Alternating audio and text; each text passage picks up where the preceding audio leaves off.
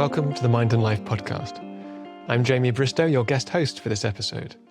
So far in this mini-series, we've mostly begun with a particular inner approach, whether trauma healing, the work that reconnects, or mindfulness-based practice, and asked what that approach might offer to systems change. In this episode, I want to turn the lens around. Rather than starting with a modality, we're going to start with the system itself, with the larger patterns we're caught up in, the dynamics we're trying to shift, and the question of what kinds of inner change might help us work with complexity more wisely. To work at the systems level is to look beyond isolated events and begin noticing patterns, relationships, feedback loops, power dynamics, and the deeper structures that generate what shows up on the surface. It's to ask not only what is happening, but what keeps producing these recurring outcomes, and where the deeper leverage points for change might lie. Among the deepest leverage points in any system are the worldviews and meaning-making systems that underpin it. The assumptions, beliefs, and stories, often invisible, that determine what problems we can see, what solutions seem imaginable, and what counts as progress. Shifting those is slow, difficult work, but it may be among the most consequential work available to us. Inner and contemplative approaches are among the few that operate at this level, and they're also, for related reasons, vital for navigating the complexity of systems work itself. Large systems are hard to grasp. They are dynamic, non-linear, and full of unintended consequences. They stretch beyond one person's perspective. And because we're always located somewhere within them, we do not perceive them from nowhere. We perceive them through bodies, histories, identities, worldviews, values, emotions, and biases. The systems thinker is never outside of the system. And that's one of the reasons contemplative and embodied approaches become so relevant here. Because if our own patterns of attention, reactivity, and projection shape how we read a situation, then inner work is not a decorative extra. It may be part of what makes wiser systems practice possible in the first place. So to help me unpack and explore all this, I'm joined by three esteemed guests. We have Wakanyi Macharia-Hoffman, who is an Ubuntu philosophy thinker, the founder of African Folktales Project, and the director of African AI design research at Inclusive AI Lab, Utrecht University. Thomas Legrand, who is lead advisor for the UNDP-convened Conscious Food Systems Alliance and the author of Politics of Being, Wisdom and Science for a New Development Paradigm. And Rachel Lilley, who is an associate professor at the University of Birmingham, where she is program director of the MSc in Systems Thinking and Leadership and pioneers the integration of embodied practice and inner inquiry into systems practice. Okay, well, thank you so much for joining us, you three. And I'd love to ask you, Rachel, to get us kicked off, because we've known each other for some time. We have sort of shared background working with mindfulness and yoga and contemplative approaches and sustainability. And I'm sure we've used the word systems thinking quite a lot over the 12 or so years that we've known each other. But more recently, you've been really getting into systems thinking, the professional and academic discipline, and you now teach a master's program on the subject. So, what have you learned? I guess coming from the sustainability and contemplative world as a base of thinking, and now really focused on systems work. Yeah, thank you, Jamie, and thanks for that introduction and for the opportunity to discuss this topic, which is so vital. And I guess what I learned was how systems thinking needed to understand the inner work, but not quite as I had thought it, being outside the systems discipline, perhaps, is one way of putting it. The systems thinking, has 50 years, longer, probably a lot longer, thinking and evolution and application and practice in it. And I started to liken it, maybe when I was thinking about this, to, CBT and how CBT became MBCT. That's mindfulness-based cognitive therapy as an extension of cognitive behavioral therapy, right?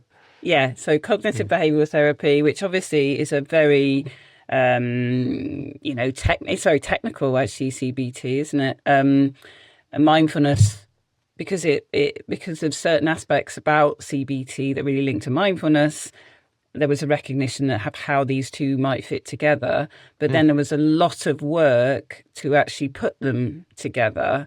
And what I realized was the integration of what we're calling inner work into systems thinking, for me, requires the same amount of work. Now, that's not as one version of inner work in this space, because I believe, as we will all represent, there's lots of versions of what inner work might look like in this space.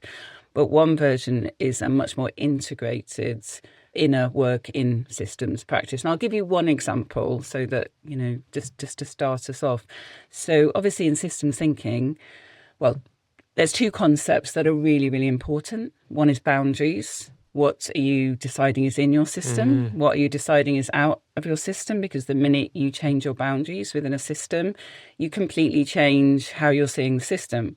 But you need a boundary, because you can't look at a whole system. That's not possible. So that boundary judgment is actually a judgment that requires quite a lot of self-awareness. And attention practice is, in a way, a boundary practice. What am I including? What am I not including? Yeah, interesting. So for my students, they actually spend quite a long time about, although it sounds straightforward, it's quite a deep kind of, it requires a lot of thought about what we mean by boundaries. And I work with Gerald Midgley, who's a professor in Hull, who became known for boundaries being key in systems thinking. But bringing this attention practice in, and the felt sense, how the felt sense creates a boundary, because something feels right, something feels wrong. So we're working with attention, we're working with the somatic experience of a boundary, which is actually really important, because people often don't really notice that there's a felt sense of something being right or wrong. Something's in or out. Yeah, right or wrong, in or out. A felt sense of ease with one option of something being in a system, and a sense of dis-ease with something else being in a system. So you're working with nervous systems when you're working with boundaries. And similarly, perspectives, I'll finish with this. One thing about perspectives is systems thinking, even to date, believes that doesn't really understand the complexity of the inner perspective. So it kind of stops really with methods that support dialogue, not really acknowledging that dialogue is coming from an inner dimension, where we're talking, again, we're dealing with attention, we're dealing with emotion, we're dealing with, you might call values. I tend to work with predictions and priors from predictive mind theory.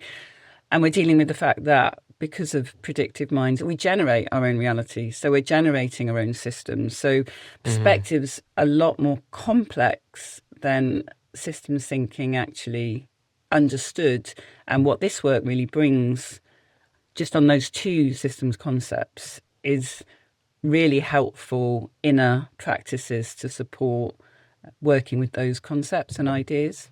That's super interesting. I remember Mark Williams talking about how he, John Teasdale, and Zindel Siegel went over to speak to John Kabat-Zinn because as they started to realise that CBT could helpfully be combined with mindfulness. And then having a sense that they thought they'd go over there for a weekend, so pick it up and then sort of get going with it, and then had this real sense of, wow, there's a lot here we need to learn before we can actually innovate with this.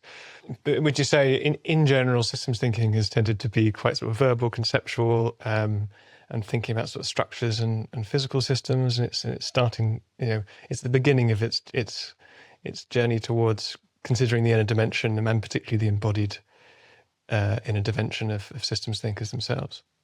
Well, the thing is, sometimes you're about systems thinking in four waves. The early systems thinking was all about hard systems, which is more what I'm hearing you talking about there. But then it did evolve into understanding there are humans in systems, and there is a human perceiving the system, and we have to take that into account. And so then actually for many years, it's understood that the human is central to a system, and the perception of the system is a really important aspect of systems and systems change and how we see and work with systems. But what this brings is an understanding of the complexity of a perspective and a group of perspectives. And one thing I have kind of evolved is an idea that now I've got a little slide where you've got kind of human perception with its nervous system, and the whole perceptive system as we know it, and our understandings of that are evolving, then contributing to groups of those systems coming together. So as individuals, as we know, as meditators, I'm sure we have multiple perspectives. We don't have one perspective. And yet, in a way, the systems approaches are designed with the idea that we have one perspective and it's straightforward. Now, all of us know, I'm sure, that we don't have one perspective. We ourselves have multiple perspectives, multiple identities. And so what this inner dimension piece has offered is a massive unpacking of that, which then significantly challenges and evolves the discipline of systems thinking. Yeah, interesting. And do you think that the work of, say, Nora Bateson, her warm data approach, and Peter Senge and Meta Bowl with their compassionate systems framework have had some impact in this world? And I think I've had some sense from the systems thinkers I know in the civil service in the UK that they've started being interested in Theory U, but have these been quite separate worlds, do you think? Well, I worked a lot with Theory U in the early days, and certainly in Wales and in Scotland, it was very widely used. And my understanding was maybe not so much in the UK central civil service, but I think these are all aspects of the evolution of this. I mean, Peter Senge used the idea of mental models quite a lot in his work in systems thinking, and I have a kind of quite a critique of that because it's actually quite a simplistic view of how minds work. So I think these are all, stepping stones along the way, really. And obviously Nora, with her background and her parentage and everything, the warm data labs also they're a practical form of working with systems.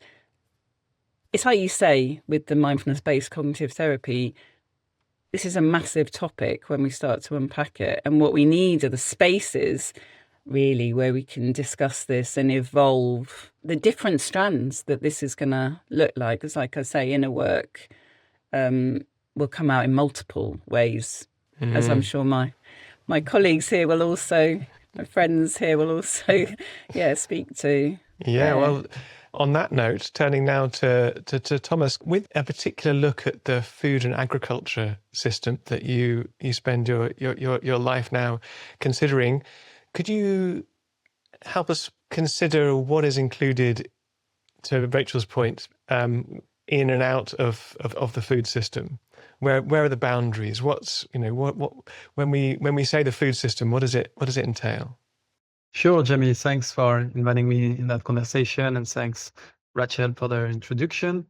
When we talk about food systems, we are talking about a whole range of actors and their activities, which spans from food production to food consumption, including aggregation, processing, distribution, and disposal of food products. So food products are the ones that originate from agriculture, forestry, or fisheries. And we are also considering the broader economic, social, and natural environments in which they are embedded. So this is important to understand because it invites us to have a more holistic decision making. So let's say when we are designing a policy or an intervention, we should consider its impact on all these different dimensions.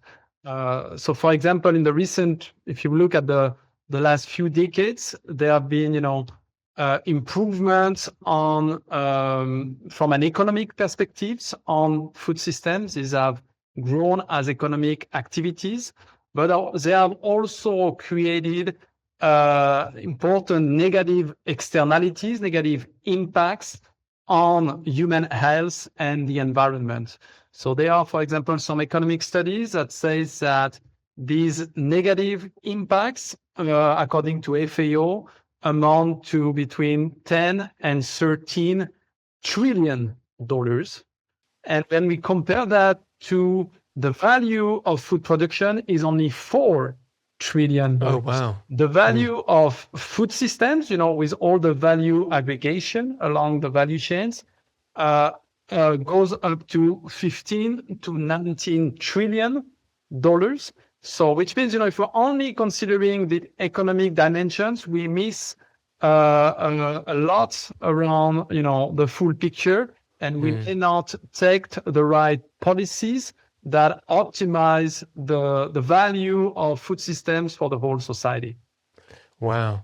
And could you say a little bit more about some of those sort of negative impacts? Why is thinking about food systems so key for human health, for sustainability, etc.? Why is this such a big part of the puzzle? Sure.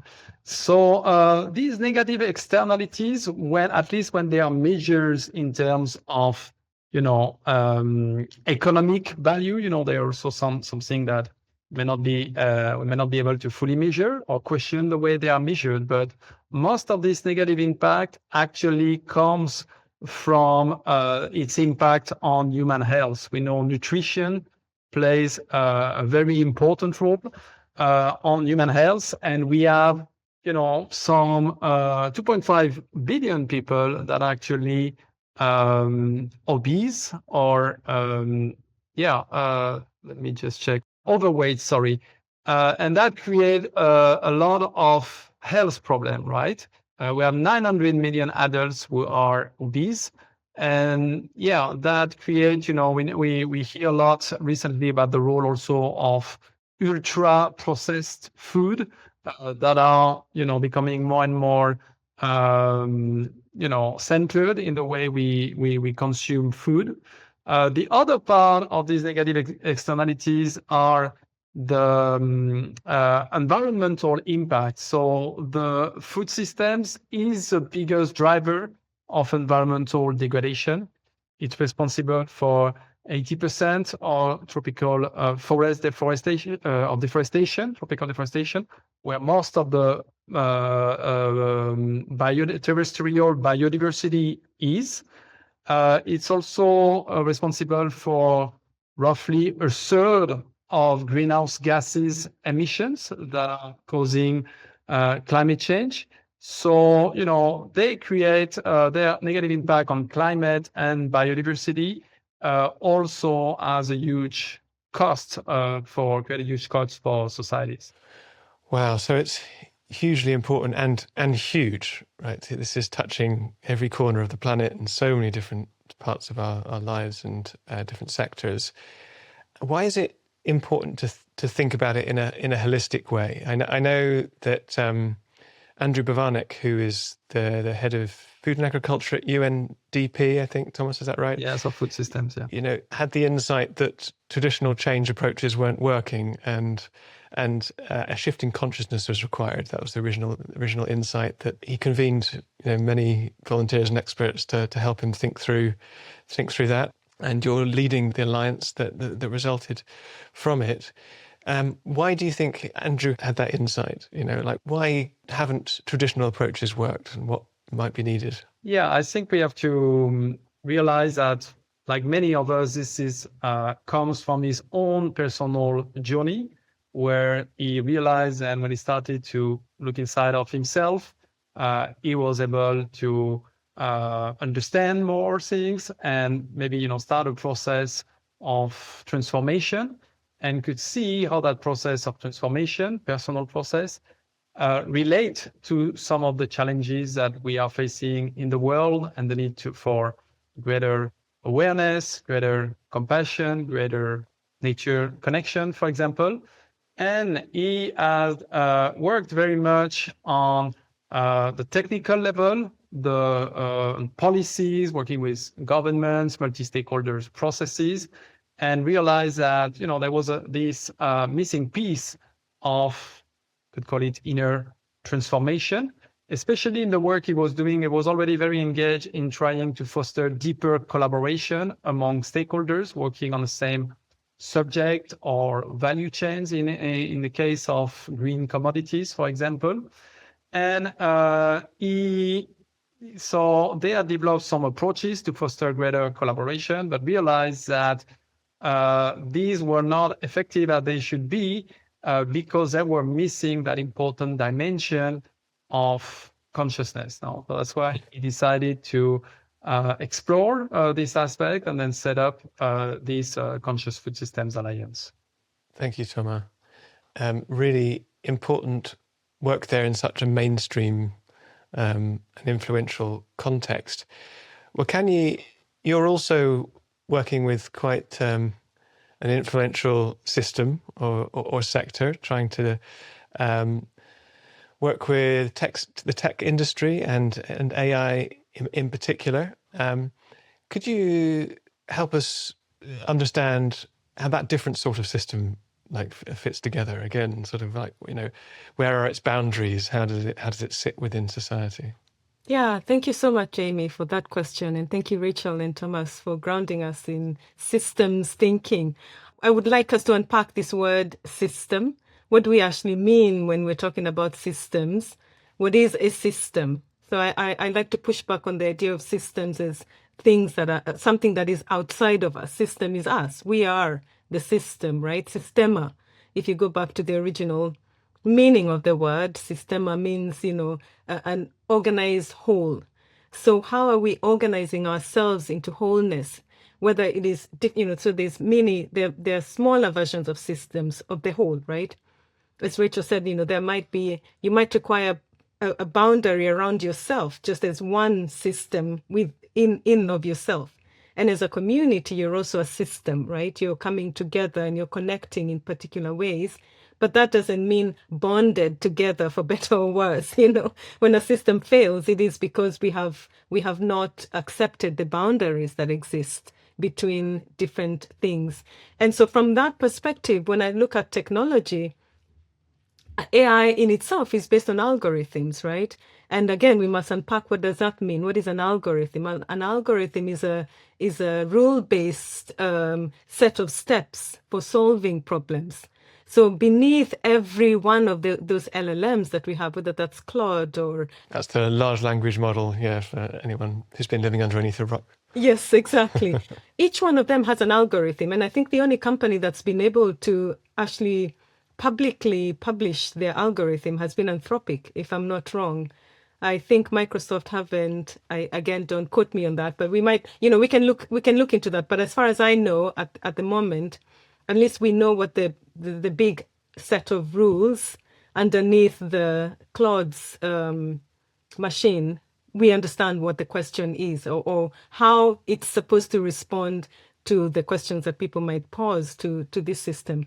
So for me, that is a beginning. I look at these systems as there is a logic underneath it all that is shaping the way society is organized.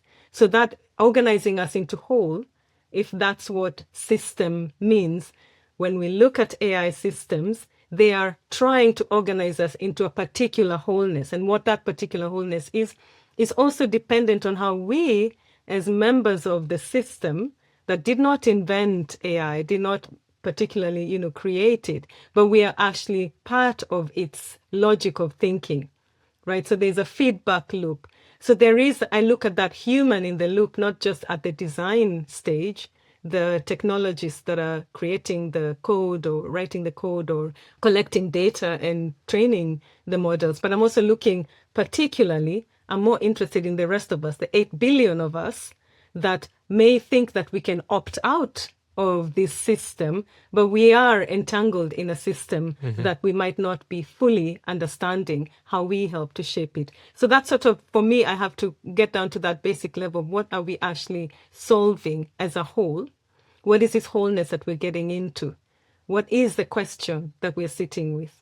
When I sit in those rooms with technologists, my first question, actually, I begin with two parts. So the first part is, you are technical engineers and you've been trained to come up with technical solutions for the system being human beings, right? However, what you are actually are social engineers of humanity. So you have technical solutions to problems that we have in our system, in our society, right? So flipping that mindset from, because most technologists would say, well, I've just only been trained. I went to engineering school and I was trained to come up with, how to make a screwdriver work, right? I don't have anything to do with relational problems. But then I'm like, no, hang on a second. Actually, your first point of contact is that there is a relational problem that you're trying to find a screwdriver to fix in society. So see yourself as part of that problem and see what is the problem you're trying to solve within yourself in that field of relationships with that technical solution that you now are capable of coming up with. So that, grounding us back to human relationships that we perform and we encounter in our relational field, that then create systems that are either healthy or unhealthy, depending on what the quality of the relationships that we hold. We'll come back to ask you a little bit more about what you're doing to try and shift some of the values at the core of these endeavours in a moment. But first, Rachel, could you tell us a little bit about the work you've done, practically speaking, to bring these worlds together, the inner and the systems thinker? You've worked with policymakers in the Welsh government, and now, as you've mentioned, students on your systems thinking masters. So practically, what do people do to use contemplative or inner approaches to hold complexity better and intervene in systems? Yeah, thank you, Jamie. And so much in what Thomas and Wakanyi have said. Really, we could have quite a kind of really interesting conversation here, I feel.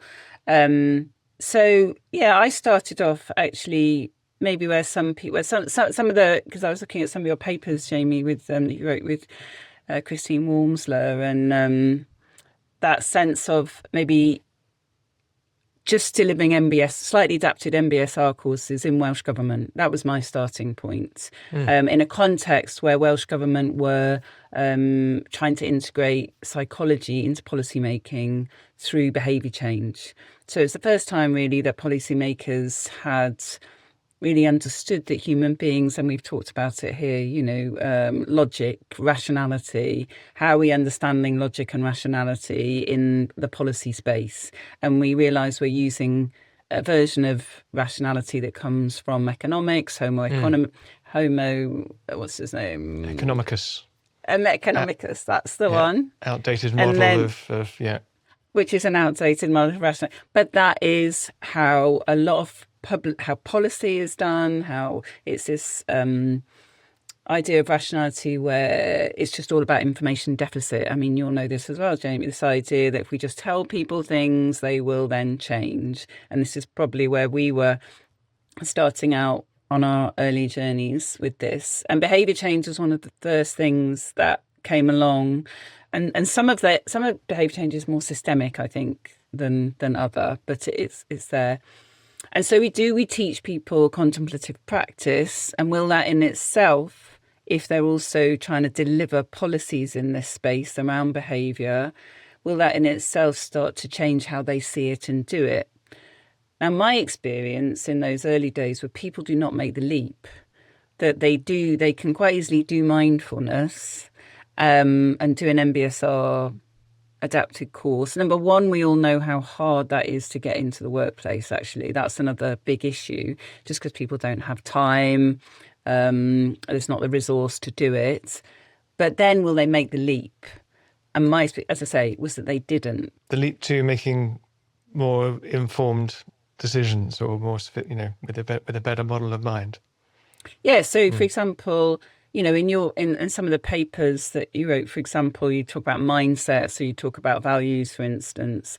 Will you, if you reconnection, if you teach an MBSR course, mindfulness-based stress relief, or some version of it, will they then go and take that and use that in their work in ways that are really going to make a difference? Now, we have seen that it makes a difference in terms of how they feel and maybe how they relate to other people particularly on the program slightly, but it doesn't really make fundamental changes because they then go back into a system. We talk about systems which don't allow them to do these things. Yeah. So we found some limits in the British parliamentary system, right? And there was a lot of hope for particularly those who had been on the course together. They had different relationships and debated in different ways. But you have hundreds of years of cultural accretion here, and the physical structure of the place, the procedures. It's a lot for individuals to overcome. And with a lot of churn in parliamentarians, it's there's potential there, but without a systems view. I completely with you, yeah. Yeah, so the system they're in is, and we know this of a lot of transformational training, that people go on the training, then they go back into the system, and the system resists. The system is itself autopoietic, which is kind of a Maturana, it just attempts to replicate itself and will continue to do so. And we as humans within that system will then be part of that autopoietic system. So then it spoke to me to how you then integrate more effectively this inner work and this aspects of the inner work into processes that are attempting to change systems and that have evolved and are being used in those systems to change those systems. And even there will be some resistance to those change methods as well. So you've still got this in slight layers. But systems change itself, in fact, has got more and more traction in recent years, as has behaviour change and the integration of the two. So my journey then took me as I went from finishing the PhD into getting this role as developing a whole new programme on systems thinking and leadership in practice, because that's the other thing that was missing from systems thinking, is that because systems resist change, how do we enact systemic leadership that's actually going to change systems and support people through that change process?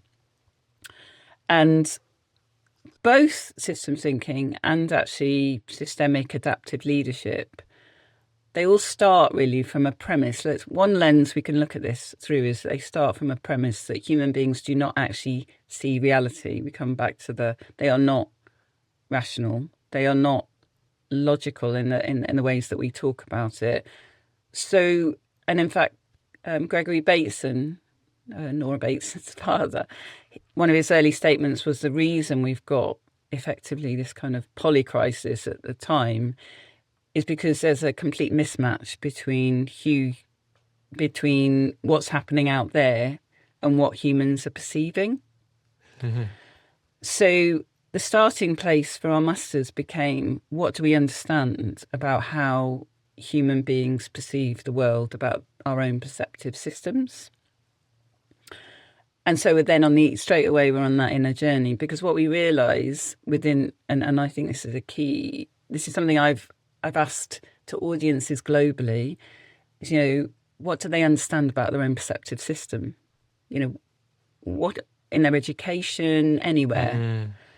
And most people will look slightly perplexed and awkward and embarrassed that this thing that we're using now, that everyone is using to make sense of the world, and which then leads to action and behaviour, they don't actually have much of a clue of the mechanisms behind this. And my view is that a lot of people who've engaged in contemplative practice or any form of reflection and inquiry have attempted to find something to help them with this. But you don't study psychology or neuroscience in the UK, and you might not study it at all. You might study it at 16 at A-level. And I found this to be true across the world. Well, the places I've been anyway so far. So that is our first inquiry in the Masters, which immediately brings us to attention, which immediately brings us to theories of cognition, theories of emotion, which, as we've discussed previously, Jamie, have massively changed. So the mind is now seen as more generative than reactive. Could you unpack that just a little bit? Yeah, well, so I suppose with the invention of the fMRI scanner and Carl Friston's work at the time. Now don't ask me exactly how, but he came up with the theory of the mind being more predictive, and I think that was related in part to what they saw within scanners as well. That there was more kind of mental energy attempting to make sense of the world. So the signals going out were stronger than the signals coming back in. So we don't see the world as it is, we see the world as we are.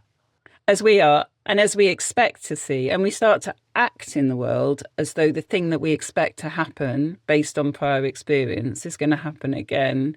And in doing so, we bring about the world as it was before, which is the autopoetic, and which speaks to AI.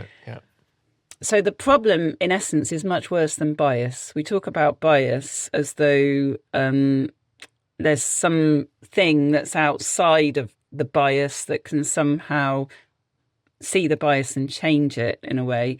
But the default method that the mind makes sense of the world is one using prior experience. It can do no other than treat the world as it previously expected. But it can learn. But the learning signals are weaker than the generative signal that we're using to make sense of the world. So the key point I'm going to say is that if the more stressed we are, the more noise there is in the system, the more something is new and novel and complex, the harder it is for us to pick up that weaker error signal and learn and do something new. The genuine beginner's mind. So it's an issue, it's a self-regulation challenge, it's a challenge of perception and interrogating beliefs and all of that kind of stuff that comes with a contemplative practice of inquiry and insight.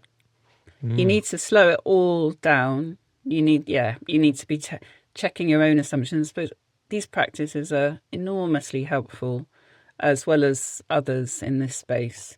Which is why, I think if I remember the start of this question, I ultimately evolved something called somatic inquiry for systems thinkers, which is attention practice, body scanning, as a practice, working with the system, basically. Right, great, thank you. So Thomas, you're taking these practices to different parts of the food system, from sort of farmers in rural areas in Egypt, or rather you're supporting others who are doing it and connecting them and sort of fostering the ecosystem of different approaches. But yeah, that goes from working with indigenous groups and farmers right the way up to sort of executives in great big agriculture, agro business.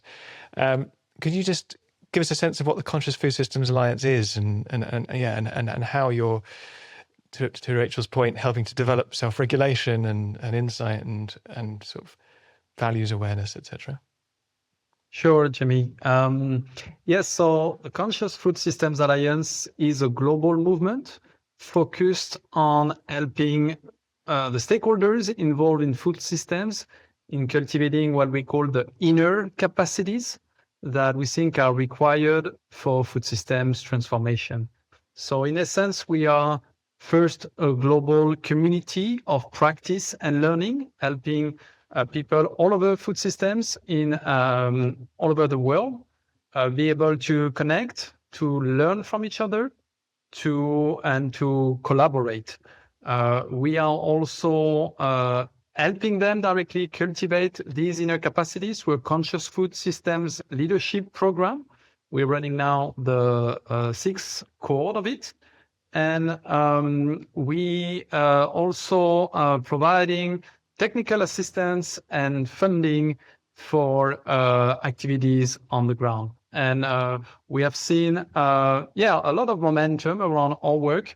And we are now preparing for first Global Conscious Food Systems Summit, organized with the government of Bhutan in September, with many of the most important organizations involved in food systems, helping us, joining their forces for this event, as they really think this is being more and more recognized as a very important issue for the global food systems agenda.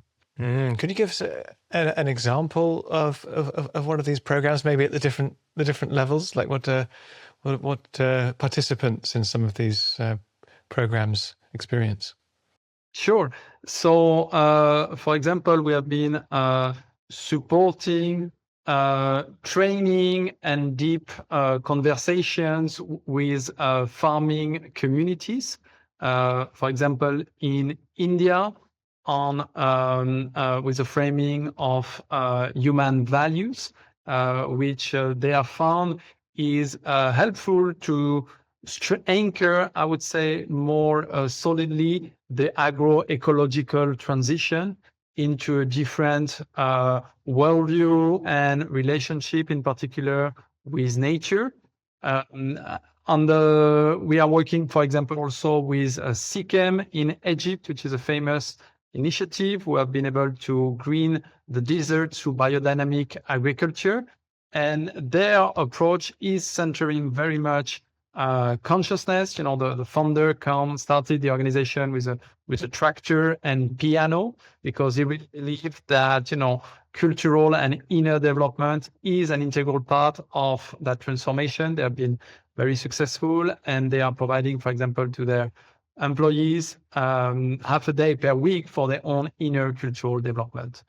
Another piece when it comes to, for example, the work on policy, how we are designing these multi-stakeholder conversations, and how can we start looking at these policy issues from a place of connection to self, others, and nature, through some practices or retreats. And also what we have seen is that in general, as we are bringing people together and we are starting from that place of inner connection, inner transformation, we are creating a space for people to feel much more connected to each other. And that has really strengthened or completely changed the way people can actually collaborate, and allow also for deeper conversation. Often it feels that, what we can feel or approach personally, the subjects or stakes often are not part of the conversation, which are rather focused on technical issues. And we feel that when we are enable people to bring their whole selves in these conversations, they are deeper and often very important issues that can be surfaced, which are usually not in more technical discussions. Right. Yeah. I mean, the very fact that the UN has been convening this and fostering this network is itself a powerful mechanism of change, because it brings that sort of legitimacy and credibility. How credible have people found this, in the wider system? Is there a lot of appetite for this? Do you have to sell it very hard? Does it feel kind of woo or out there, or is it, or does it feel overdue in some way? Like, how hard is your work to get different parts of the system engaged in these new ways? Yeah, so we have started to work on that 5 years ago and launched it 3.5 years ago. At the beginning, we were ourselves, really exploring what should be, the language and the direction we should give to this work. And and I would say now we are much more clear, mature. We bring the evidence, and the right arguments, and we have indeed, as I was saying, for this global summit, most of the most influential organizations in this space that are including many UN agencies that are really taking this very seriously and engaging in the summit. So let's say we have the UN Food Systems Coordination Hub that is in charge of this agenda in the whole UN systems, FAO, WHO, the Global Environment Facility, which is the biggest environmental fund in the world, the Agroecology Coalition. So I would say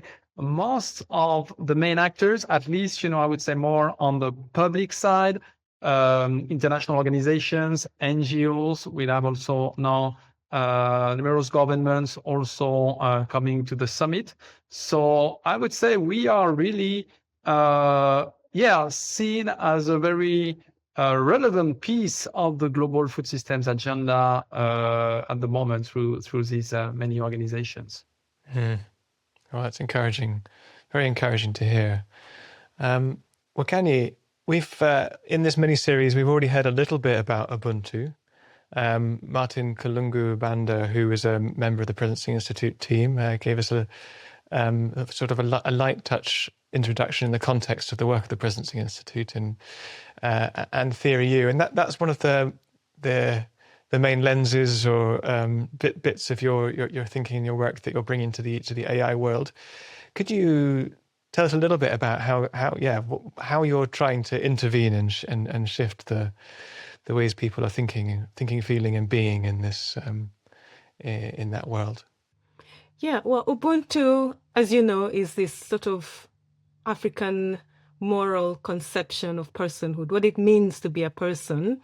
And it's normally captured in the saying, a person is a person through other person, or the more popular slogan is, I am because of who we are. And Ubuntu, for me, I deepen that even more than that slogan, and I say, Ubuntu is relational intelligence made visible in our systems. Now, for a system to flourish, a healthy system needs to have healthy relationships. And the way in which we can see those healthy relationships is through, from an Ubuntu perspective, is through care and repair and reciprocity made visible. So can our AI systems actually make visible care, repair, and reciprocity? Do we feel cared for, or are we just having sort of a transactional experience with our LLMs, with our large language models and other AI systems? Or are we actually revealing human care that is then mirrored back by these systems? So that's a you could dig into that much further. But to answer your question directly, so if from an Ubuntu perspective, I'm looking at systems that make care and repair and reciprocity visible, then what I'm fundamentally asking the technologists behind our systems, our technology systems, is how does care, repair, and reciprocity show up in you to begin with? Right, so I bring it back because Ubuntu, there is that element of I am because of who we are. We tend to focus on the we. Right, this idea of a healthy, flourishing Ubuntu community, everybody's holding hands and we're all happy.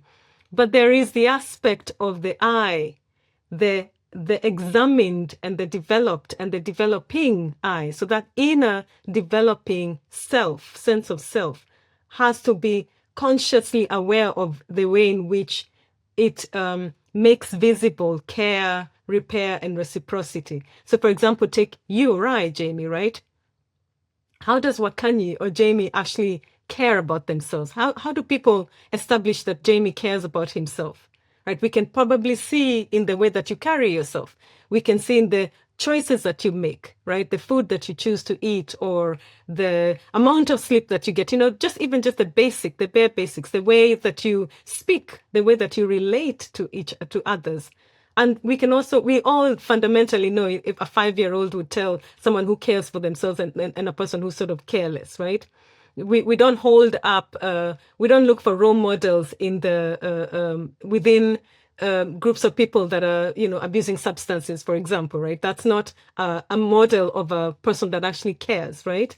So beginning with that perspective of the individual that makes visible care, repair, and reciprocity within themselves, then I ask of our tech companies to look at whether or not the algorithm that they have built that is now embedded in our AI systems, does it have this care, repair, reciprocity loop embedded within it? And there is an Ubuntu optimization algorithm that was developed in South Africa by some South African scholars, tech scholars, and philosophers, actually.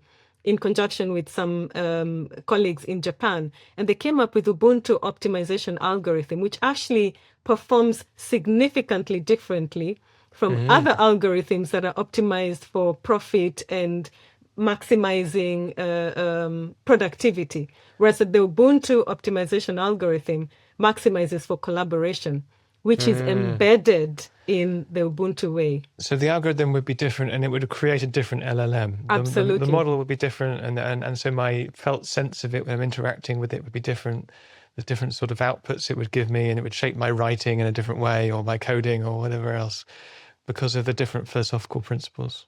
Exactly. We wouldn't have to ask an LLM to speak nicely or to sort of confirm your biases. And bias, again, Rachel, I agree 100% with you. Bias in and of itself is not a bad thing or a good thing. It is a default of us human beings, because we do tend to look at things from my own kaleidoscopic view, right? I can't see the whole.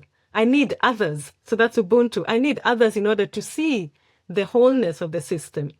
So that sort of system that acknowledges that we are biased, because that's who we are. We are individuals to begin with, right? Then allows, if it was built from an Ubuntu perspective, would include that that reality, that in order to see wholeness, we need to make visible repair and care and reciprocity. And by reciprocity, I mean how well you go back to care and repair, right? And it's not just within human systems.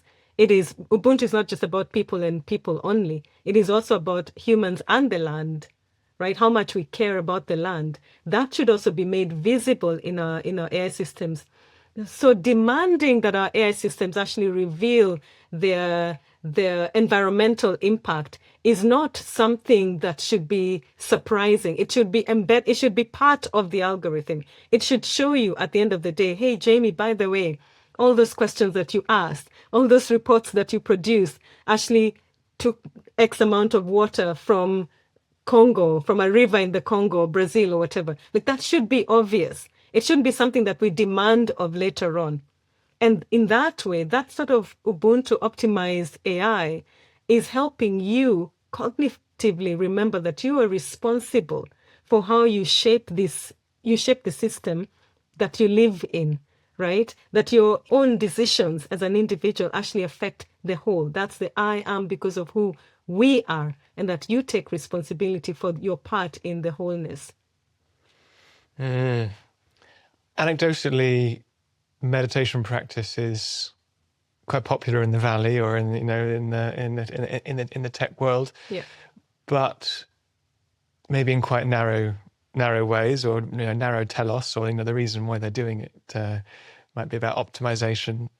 Do you encourage contemplative practices? And if so, how differently would you suggest the tech world engages with them? Because I know you do embodiment practices in your own workshops, right? Yeah. With tech folk, but is it also a recommendation that they have some form of awareness practice, and what would you recommend? Absolutely. I think we all need to be more aware, and we need to have the capacity to be able to have that intentional thinking, intentional being, right? Because we are very much distracted by a lot of noise. But I don't necessarily go there with the intention of encouraging mindfulness or not. Whatever the practice is that could help you become more of an expanded version of yourself, I'm all for it. What I do bring in is a litmus test of Ubuntu. And that litmus test is it's actually something that I've been developing at the lab, at our inclusive AI lab, and it's called REAL. And REAL is an acronym for relatability, embodied, adoptable, and loving kind. Nice. And with that, then I pause for very simple questions to sort of help people to establish how well you understand your Ubuntu, your growing humanity that is in relationship with others. So that's relational intelligence in practice. So this is sort of a litmus test for it. And those questions are very specific, and they always sort of revert back to how I show up in that relational field and how my own decisions are actually shaping the soil, right? the soil that we all rely on, and not so much the fruits of the tree that we tend to see and focus on, but how we're actually making decisions at the ground level that shape the way that our systems then grow, healthy or unhealthy. Yeah, right. Thank you. Rachel, what are your thoughts about the future and where this is going? When I say this, I mean the meeting of inner approaches and systems work. Yeah, well, we're here, aren't we? And we're talking about it. And there's three of us talking about it in related but different ways. And this is very different to how it was 12 years ago when you and I started out on this. I mean, there's so much more I could have said about, technically what we've done and examples of how that's being applied. How can we create the kind of labs, the kind of thinking spaces where we can evolve it? Because I've now got a good number of students who are very passionate about this. It's really meaningful for them in their work, and has made and actually maybe I'll just just give a little vignette of this.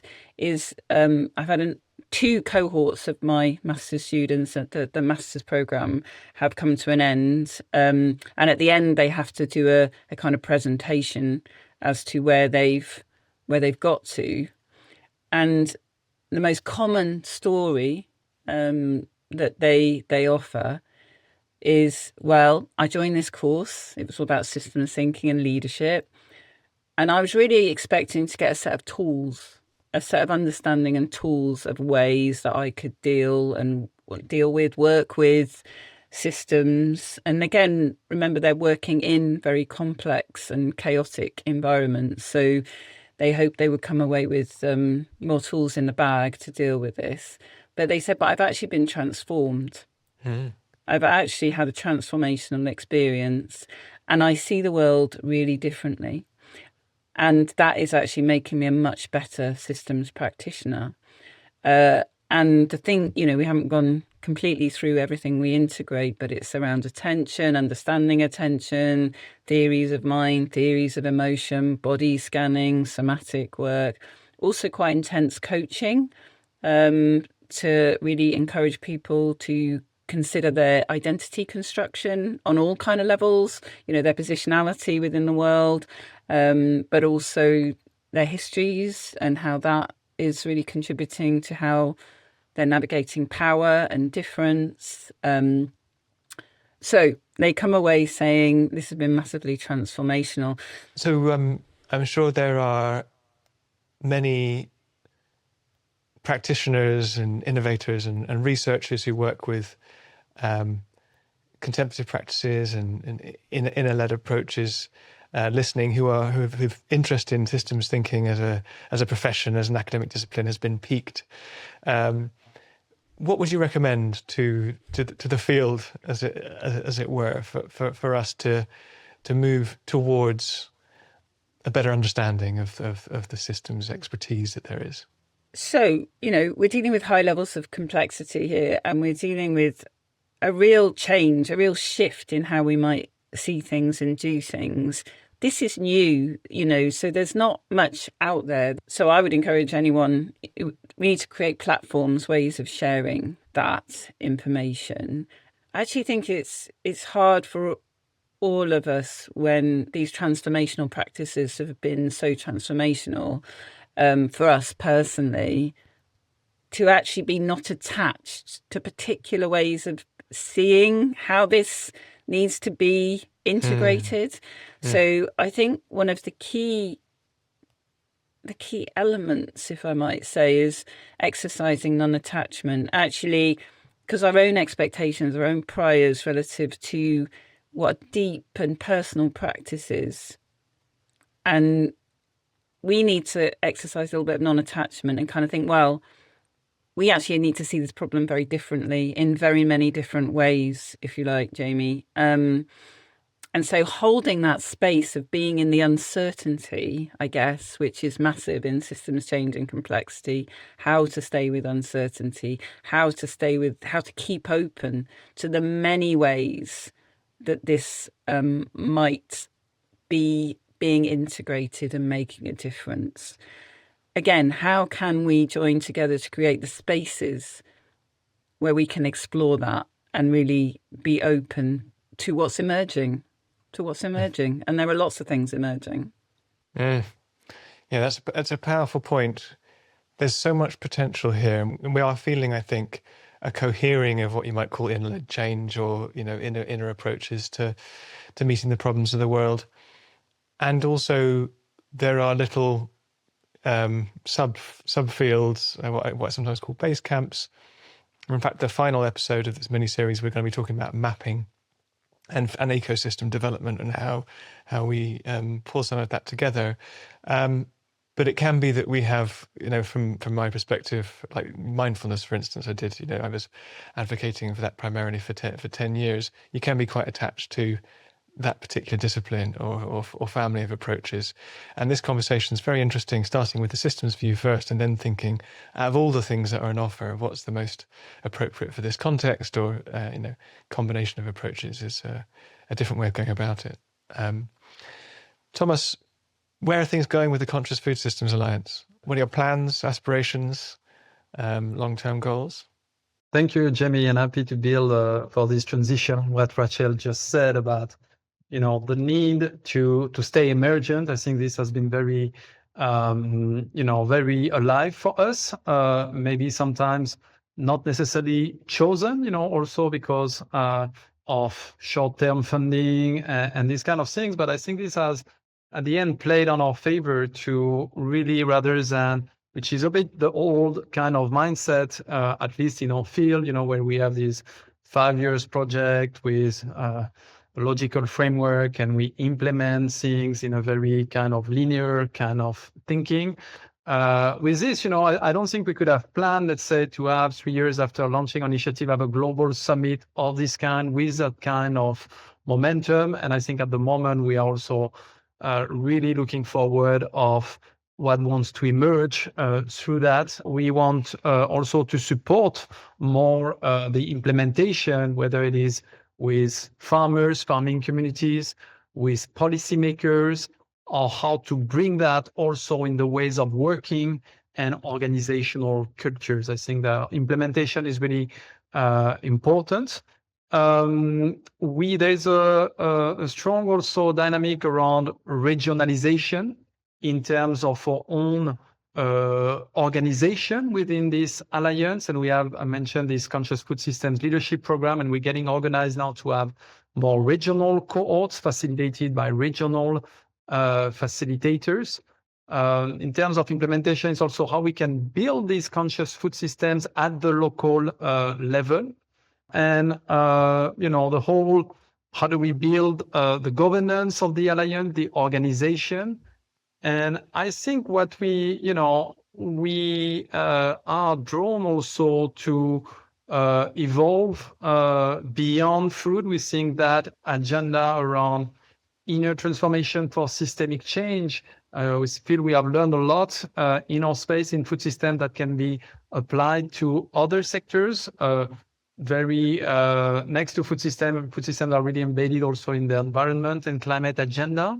But at the summit, we'll have our first high-level day will be, more broader than food. And I think we want to elevate this agenda in a way that is more strategic, because at the end, when we help people to transform, it doesn't matter only for when they are involved in food systems, but it can, I think consciousness is what is more systemic in society. So when we work on that, we are impacting all the different systems in which we are involved in. So I think the more we'll be able also to elevate strategically on the role of inner transformation, for example, to address the poly-crises, we could say, as the framing, the more we will be able to be more influential and also make our case more strongly. I think it becomes, the more you're systemic about it, about consciousness, the more you can, really picture the importance of it for the times we're in.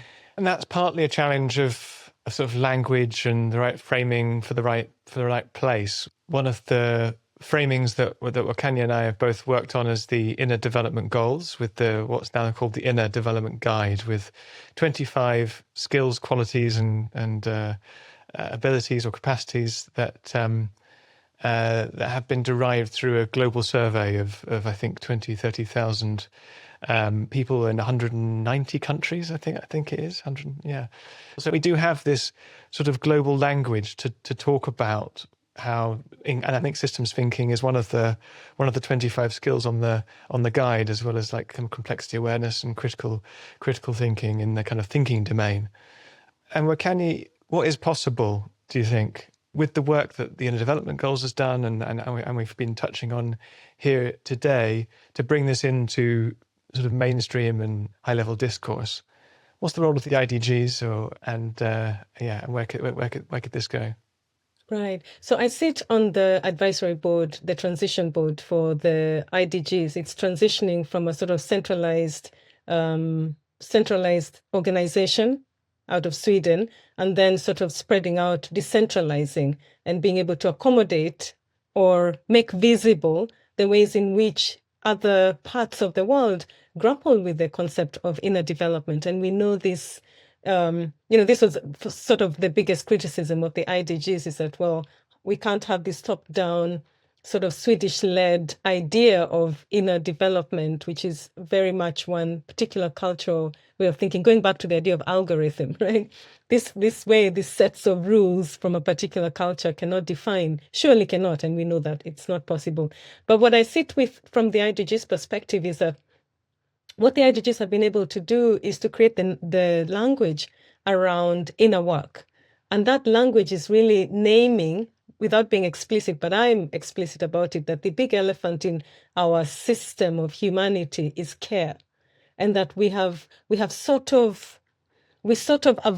stumble around care. We know that we care. If you ask anybody, do you care or not? Obviously, everyone cares about something. And first and foremost, you care about your own existence, your being here. And so from that Ubuntu perspective, care is really what we're holding in our hands and asking ourselves, how do we make care visible? Because care is a natural instinct.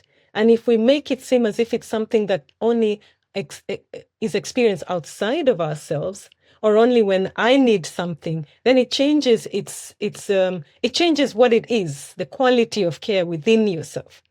Right? A system that cares is healthy, is flourishing. A system in which people don't care about each other, obviously in the end will destroy itself. It will go into self-destruction, right? Mm-hmm. And that's where we're at right now. So when I present this real Ubuntu litmus test, what I'm actually trying to get us to sit with is that we as humanity, or we as a community of life, actually, within other communities of life on this planet and beyond, we are here because we care. And without care, there are real repercussions. We see that obviously with food systems, for example. And I just came from a workshop on Ubuntu Futures in Tanzania, looking at food systems and food security or food insecurity on the continent. And there are certain cultural practices that were embedded in African indigenous communities that revealed the ways in which people cared for each other so that no one was left hungry, for example. And now those practices have sort of been pushed back. And what we've put in is this machine, whatever the machine might be, whether that is the government machine or the humanitarian machine, that does not interact with the communities on the ground that actually have solutions to their own food insecurity. So by ensuring that we look at care as a whole, care is something we share, then our systems should be able to reflect, whether that's AI systems or government systems, should be able to reflect that quality of care in the solutions and in the tools that we develop. So that's where I'm going with this concept here. Yes, that sounds like, on one level, such a rudimentary and basic thing, that we should act around the care that we all have for our communities, for our world, for what we care about, but also radical at the same time. Yeah, beautiful. That's all we've got time for today, I'm afraid. So Wakanyi, Thomas, Rachel, thank you so much for this really generative conversation. Thank you to everyone who's been listening for your attention. We'll put the links in the show notes to everything that's been mentioned and a few more. Besides, we have one more episode in this mini-series coming up on mapping and ecosystem development, so tune in for that. And in the meantime, love and strength to you all. Go well.